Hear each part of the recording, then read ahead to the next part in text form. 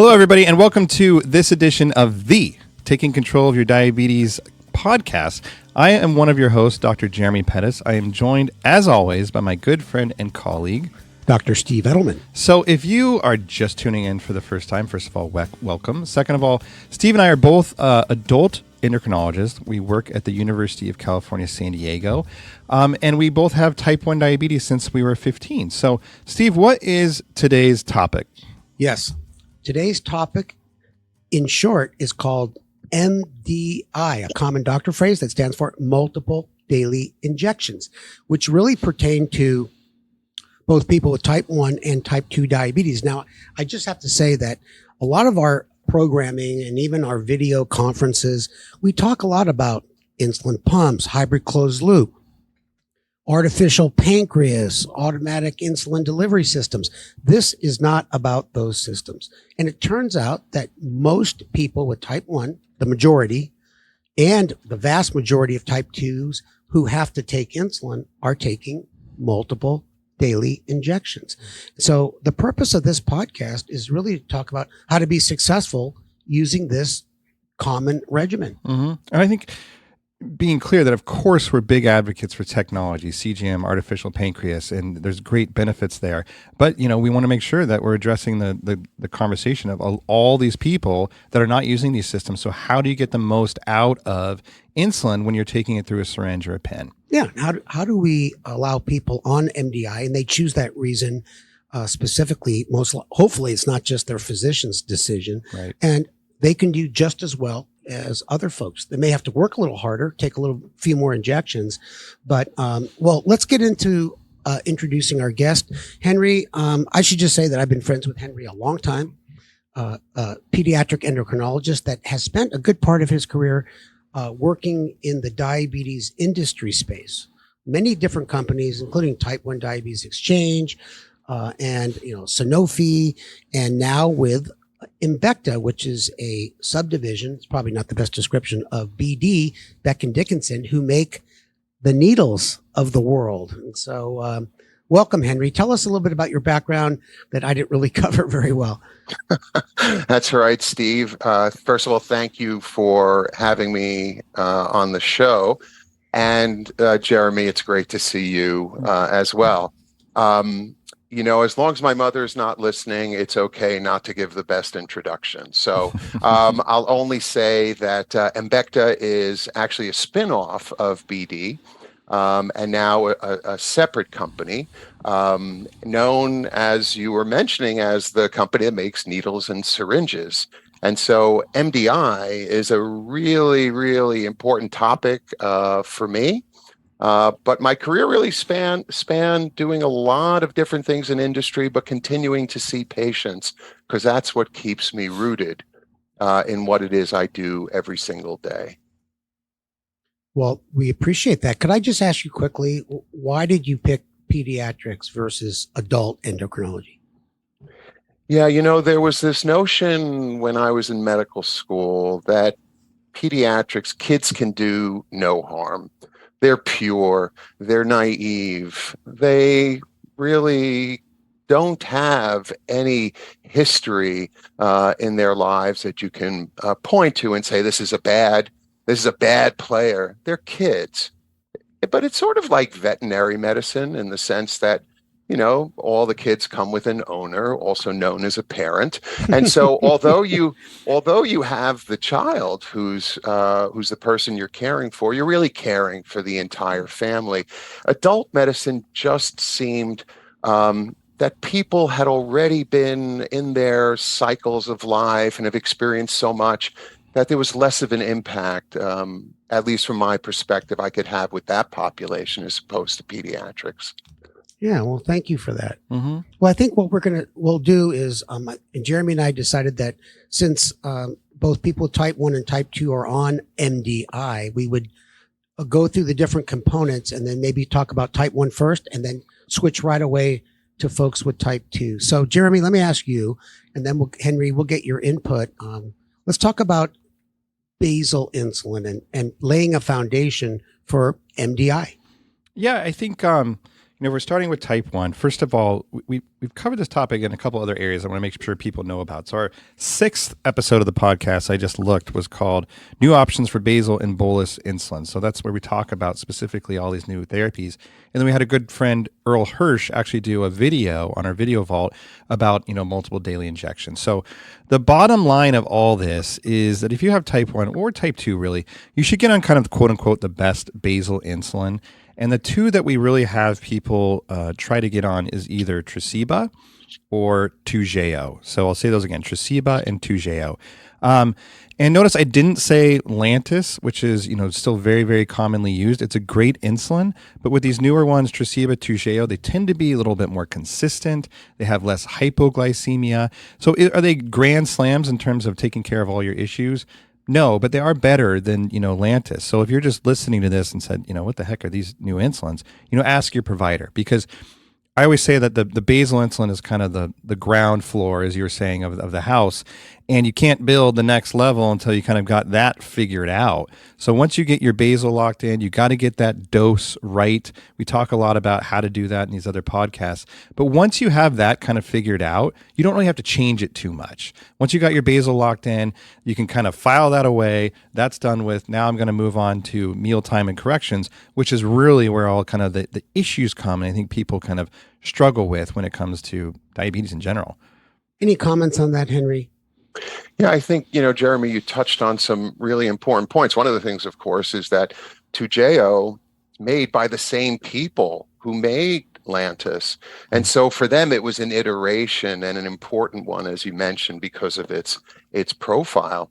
One of the things that I've seen with my patients, especially those who've come from other physicians, is they're on really high basal rates. And I often wonder, have they really worked out the basal rate situation with their healthcare provider or their team before we get to that foundation? And sometimes it's because people aren't looking at the right information, but they're not looking at the blood sugars that may reflect their basal insulin. But once you do have all of that squared away, as you were saying, Jeremy, yeah, the action is really what's happening after meals, what's happening during the day, before meals.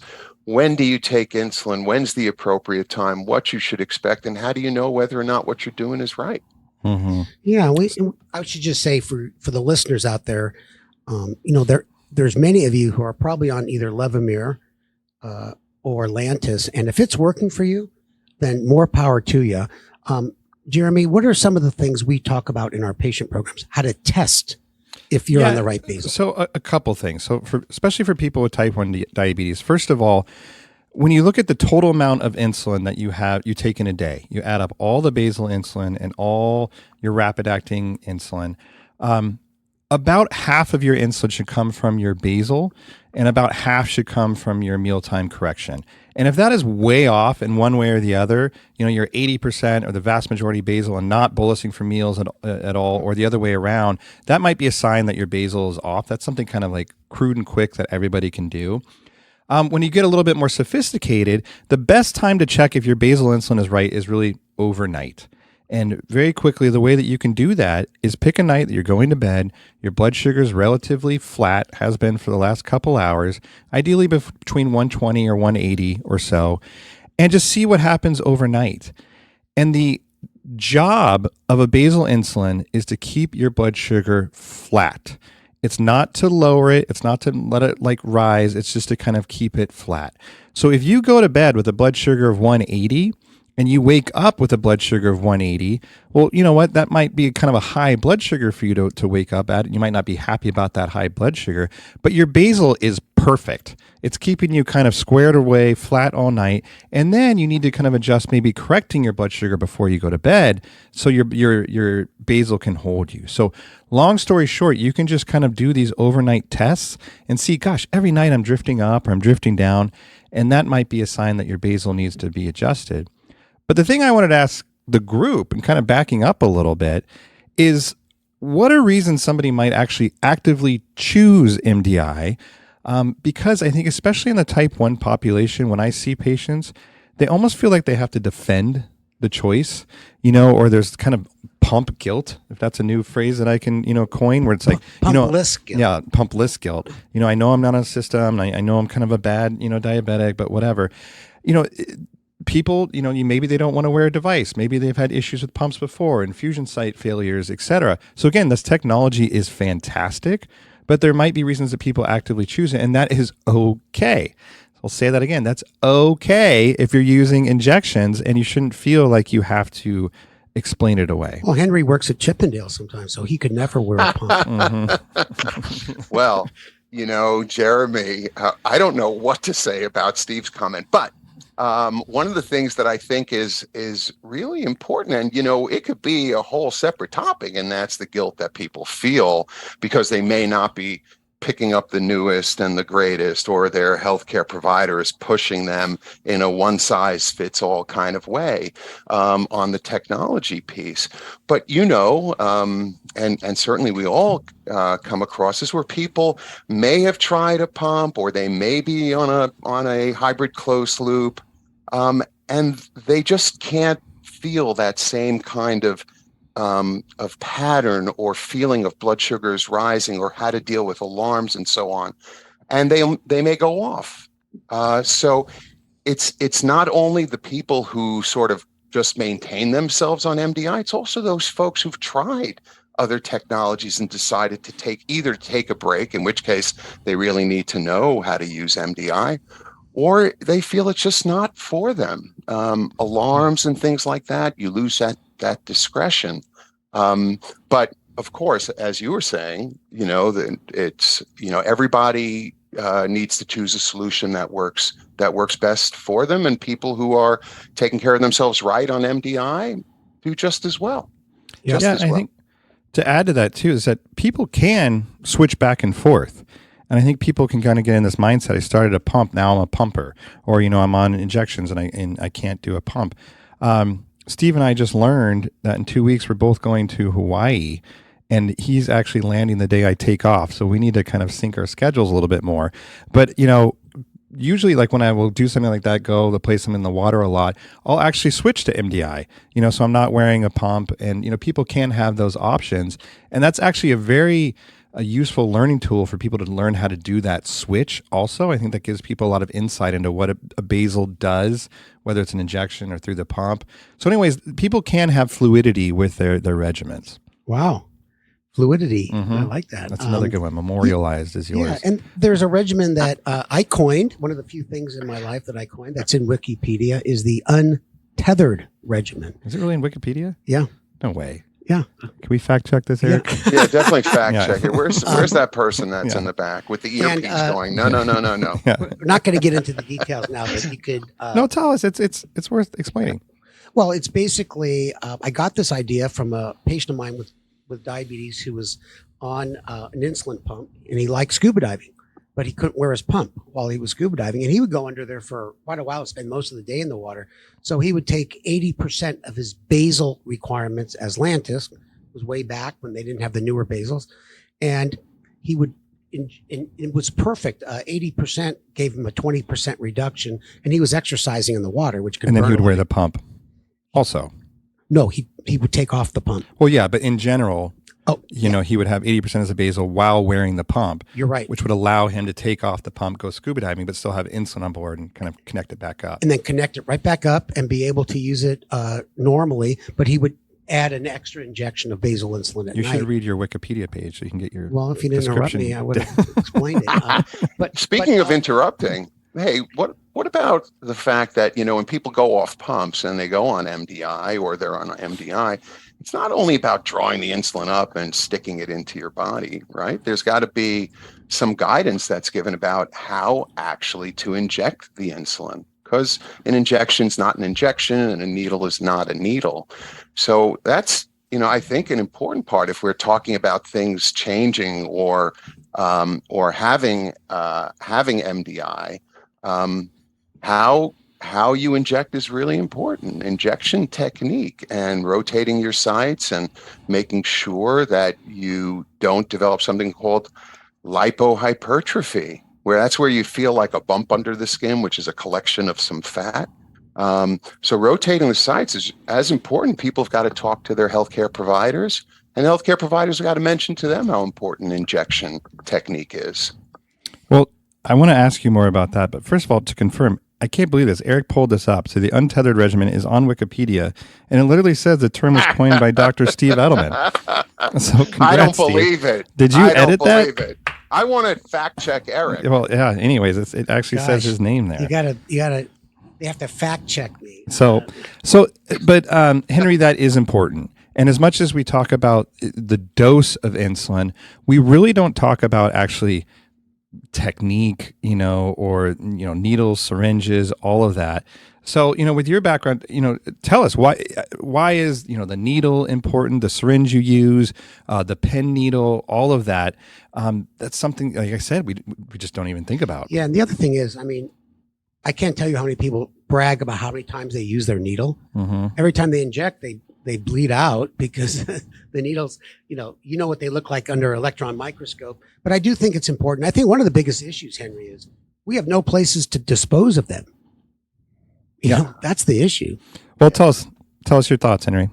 Yeah, no, Steve, that's a major issue. And, people living with diabetes carry these kits, and, they're walking around with lancets, which is another question. You'll ask somebody living with diabetes, how often do you change your lancets? And of course, the traditional answer is you're supposed to change your lancets. But, when I was a fellow, we all talked about giving intramuscular insulin as a way of dealing with people who are experiencing DKA to slow down insulin absorption, or it changed the way that insulin gets absorbed. And that's a really important reason to consider, for example, how long needles are. So, you've seen in your lifetime needles changing and evolving, etc.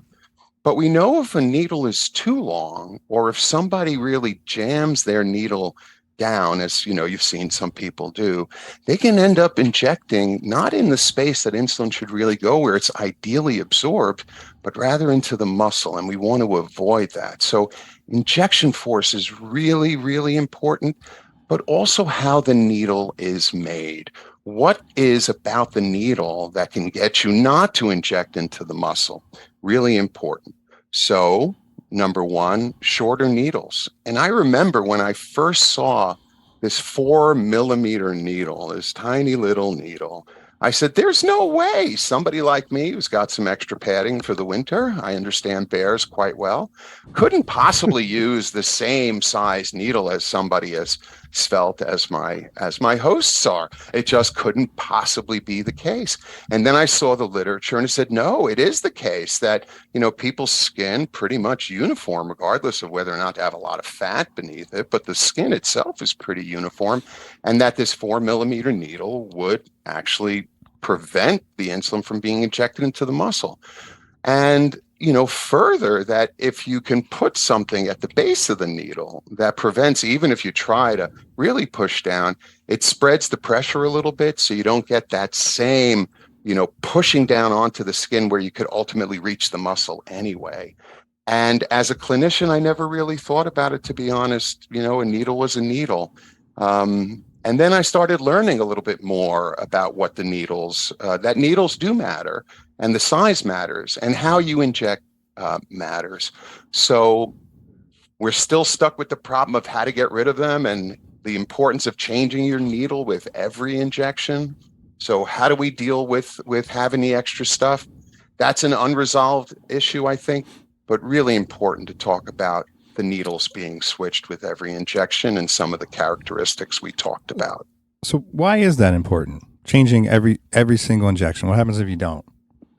Yeah, one of the things that I've thought a lot about, and our friend Earl, who recently you mentioned, is that there are changes that happen under the skin.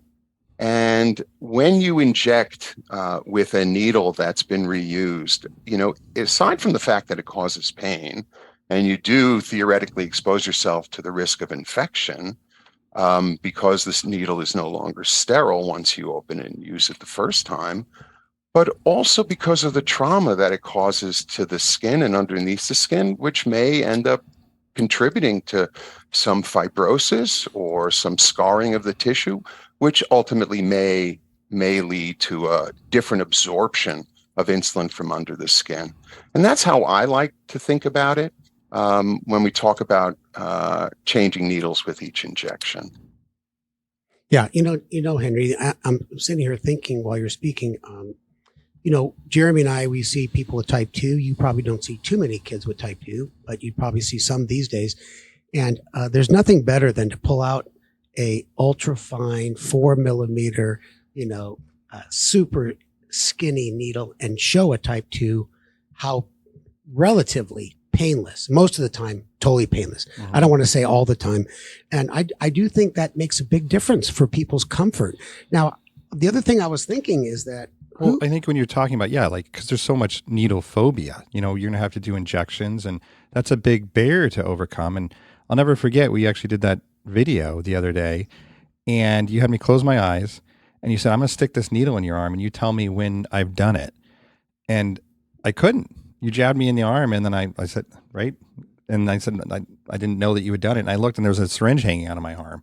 And so, it just goes to show you how relatively painless this is. And that's important because insulin is such an important kind of part of our armamentarium. That's another good word for treating diabetes. So we want to make sure that people don't have fear around the actual act of the injection. Yeah, I hear you. I use that technique all the time in clinic when a person with type 2 needs some insulin, whether it's one shot a day, whether it's basal, whether it's a pre-meal insulin. The other thing I was thinking of is that, the needle tips, those needles are so fine. And I've heard that they are actually lubricated and the bevel is like polished. So it just makes ease of insertion. But there are people around the world, and we have over 100 people from over 100 countries listening to our podcast that may not have access to those. And they're still using the old vial and syringe. It's just not everyone has access. Yeah, I was going to say, what do you tell patients when, syringe versus pen, and we can even talk about pen, kind of smart pens, like a little bit about kind of ways that they inject. Well, I think there's no comparison between using an insulin pen and a vial and syringe. I always talk about the three things that denature insulin: light, heat, and agitation. So if someone's only on, 40 units a day, they're walking around with a vial, sloshing it around. It's exposed to light and heat. And that denaturation, it's never 100%, but that partial denaturation of the insulin can mess up your control. But some patients are on quite large doses at one time, and it makes sense just to pull out a 1 cc syringe and draw it what you need, and that might be easier. Well, what do you say to that? Well, I was going to ask Henry, if I can, something that made me think about is that I love pens. Obviously, I think they're better than syringes for a number of reasons. But the one thing that always frustrates me is that you always have to prime it. You always have to take a couple units and make sure that there, is actually insulin coming out, because so often it's air bubbles. And if you're a type 1, the difference between getting, 3 units and 4 units can be a big deal. So I always tell people before every single injection, you dial up 2 units, you push the button down, make sure you get, insulin coming out before you inject it. And Henry, does that have anything to do with the needle itself, that over time, is it affect kind of actually delivery of the insulin coming out? Jeremy, it's an interesting question. I think that the point you made about dosing is really important, that you may not get the full dose if you're on a very, very small dose to begin with. And Steve, yes, the needles are lubricated so that there is a smoother insertion. Lubrication does that really well for you. And I think that the question of why it is that priming is so important, I think really has to do with the fact that we want to assure that somebody gets the right dose. But as we're in time now where people are talking about cost of insulin and wastage of insulin, and of course, now there's been so much movement around containing price. But even then, a unit, 2 units, 3 units begin to add up, and we all have dealt with somebody running out of insulin, the payer won't approve of an additional vial, or somebody drops a vial. So I think there are lots of considerations, but The other one that came to mind, Jeremy, is can people actually see those two drops, Hmm. of insulin? They're so small. Is it possible that they can actually see it? Regardless, I think knowing reliably that you're actually getting the dose that you're calling for in a pen is really critical, especially on low Hmm. doses. You know what, Henry? People ask me all the time, do I really need to hold down my insulin pen plunger 5 or 10 seconds? But this is what they ask me. No matter how long I hold it down, I pull it out of my body. And if I push on it, they see a couple little dribbles on the end of the needle. And are they supposed to get that? Or is that built into the system where you're supposed to see something come out no matter what? I'm not familiar with the pens enough to be able to comment on that, but it's a really good question. And so injection force is one that I think about when now you're talking about that particular piece. But I hear that from people living with diabetes the same way you do. I took an injection and there was a little drop of liquid, for example, on the skin. And how do you deal with that? And it's I'd love to hear your thoughts about it, but trial and error, observing, checking your blood sugar, wearing a CGM, all of Yeah. those important tools. Yeah, I think to your point of seeing the drops first with the priming, I always prime it kind of over my hand so I can actually feel it, and then you can smell it too. But you're right, it can be hard to see those little drops. And yeah, the little dribble at the end, I don't know. I kind of don't worry about it. But when we're talking, I'm kind of thinking about the evolution of somebody doing injections, that when we first teach them, it's, use an alcohol wipe, do the injection, hold it in, in for 10 seconds, take off the needle, put it into your, sharps disposal. And then eventually that turns into, okay, the alcohol wipe is probably the first to go. And then it turns into, injecting through your shirt. And then maybe the disposal Yeah. container becomes a Tide, detergent, and then it goes I'm just going to throw these away. And so things kind of deteriorate as people just are doing this over and over and over again. So, Steve, what do you tell people? Do they need to do alcohol wipes? Like, what about injecting through shirts? I'll put you on the spot. And both of us have done that. It's just sometimes you got to, especially if you got your shirt tucked in, whatever. Yeah. Well, I definitely do not tell them they need alcohol wipes unless their skin is dirty. If let's say they're a mechanic or they do some, physical labor involving dirt and grease. But most of the time I don't. But I do suggest using a new needle these days just because and to rotate. And I went to a lecture in Berlin at that diabetes technology meeting that you were at, Henry, and a woman spoke about lipohypertrophy, and she accused most endocrinologists of never putting their hands on patients. And I said, you know what? She's right. I never say, where do you typically inject? And if you're on multiple daily injections, you're giving yourself, if you're a type 1, you're probably minimum 4, maybe up to 6, 7 if you do correction doses. If you're a type 2, you're going to be on at least, minimum 2 and maybe more. So I do think rotation is important because once you get an area of lipohypertrophy, that area is really not the best area to use. And if you inject just every day at a creature of habit, like you're mentioning, you inject in the same spots. So I think for people that inject through their clothes, they've actually studied this. It's perfectly safe. Yeah. And you may have little red blood stains on all your clothes because every once in a while, a little bit of blood comes out. It's not the end of the world. But I do think using a new needle is helpful, whether you're injecting through your Levi's, double thick corduroy, or straight up. So, Henry, let me ask you something. So, we're talking about lipohypertrophy, which is just fat accumulation in the area that you've been injecting. And that can cause issues with absorption. And also, it's just, people don't like fat accumulation. So, there must be data on, is that more common in people on pumps, where they're constantly fusing in the same area, or in people using injections, or what? Yeah, more than 50% of people don't change needles or don't change sites. And you guys know, you'll hear, well, it doesn't hurt when I inject there, so I'm just going to keep injecting there, or putting a site in, or checking your blood sugar. So, that issue of repeated injecting in the same spot, people are creatures of habit.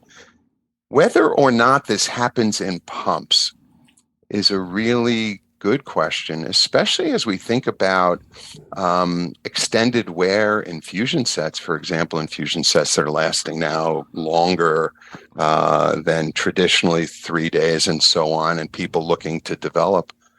It's not well studied, and I don't know if there's much data, and Jeremy, you correct me if I'm wrong, but it is an area of our interest, most certainly. For me, both as a physician and professionally in my job at Embecta, to see actually what happens when you're wearing an infusion pump or an infusion set for 4 days at a time. So different kind of way that insulin is being administered, right? Slowly and so on. And whether or not that makes a difference, I think, is still an area of interest. I would say in my practice, where many of my patients are on pumps, and maybe it's because I'm not looking really as much as I should be. I don't really see that as much of a problem, but I think it definitely is something that as people think about lipohypertrophy, they'll be looking for those kinds of signs. Yeah. Well, thank you, Henry. To round out our program as we're getting to the end, we talked about basal, but just a quick word on mealtime insulin. So folks on MDI, they have to take an injection, and we always talk about the timing. It's, almost all the suggestions we talk about with pre-meal insulin pertain to people on a pump or not on a pump. You want to take your insulin 20, 30 minutes too early. You got to calculate your dose. For some of us, you do carb counting. Some of us just have a set dose and then increase it based on the blood sugar. No matter what your method is, I think, it's just important to be able to know that you're on the right dose, you take it at the right time, and that you'll need adjustments over time because no one eats the same thing every day. And one thing I didn't say, and you mentioned, a little bit about lancets for people who prick their finger. I mean, for my patients that want to be on MDI, they do great. Most of them do, but they do great because they have a continuous glucose monitor. Yeah. And I think that's the state of the art. I don't care if you have type 2 and especially type 1. That's the wave of the future. And I think getting access to one will make your MDI regimen super successful. Yeah. I think along those lines, if I see a patient, they say, I don't want to be on a pump, I'll push a little bit, especially now with the hybrid closed loops. Look, these are things that they can do. But I kind of won't let up on the CGM issue, meaning I just make that so important. I just don't know how to take care of people without CGM. I think it's such an important tool. I think everybody should absolutely be on a continuous glucose monitor. And from there, if you want to add the pump, great. If you want to do, multiple daily injections, we can kind of, work within that. I do think it's also important just for people to know that there's kind of a movement, if you will, in all these companies coming out with like smart pens of ways of getting kind of mealtime dosing that you can track the dosing. You can download the information. You can put kind of carb ratios into the pens. The N pen, the IN pen is probably the one that we use most commonly. And you can get some actually nice downloads from that show people's blood sugars when they're taking insulin.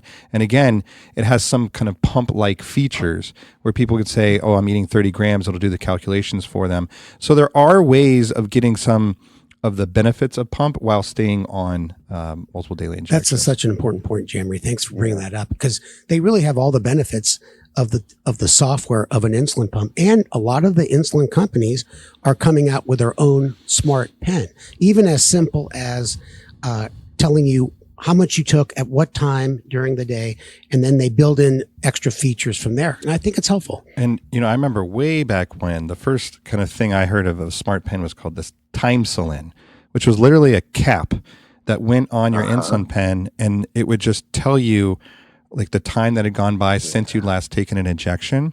And the whole reason it was designed is because you would forget if you had done an injection or not. And I'm not talking about people with Alzheimer's or, this is just everybody. You get doing it so often.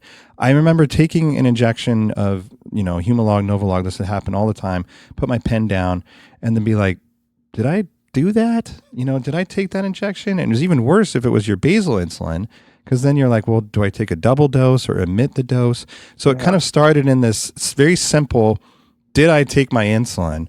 And now has evolved to, all these downloads and, some of the pump features. So if you didn't know about that and you're on multiple daily injections, there's something else to kind of take think the about. wrong insulin too, because if you have I've basal, done that also. Jeremy's done I've everything done it all. wrong once. This is something I didn't know about, you know. Mhm. I want to say one more thing about CGM. What I tell some of my patients is that, if you do finger sticks, it's like going into a movie and catching a 1 second frame, stepping out and then saying, "So how was the movie?" And people can't tell the story without having those continuous numbers. Mhm. So that's another analogy I like to use. I think people relate to. That's a good one, Henry. Well, Henry, anything else you'd like to say in closing? Once again, this is such an important topic that affects most people taking insulin around the world. To be completely honest, what I would tell people is go on TCOYD website and take a look at some of those videos, because I can tell you that I've learned so much watching them. I've made fun to myself of a number of people, some of whom are on the podcast, my host, and it's really been a place that I think everyone can get some great information, great knowledge, practical tips that make a lot of things clearer. Well, thanks for saying that, Henry. Really appreciate it. Yes. So yes, please check out our website if you would like to go the visual route. We got our podcast, obviously, which you're listening to now. So if you like it, share it with other people.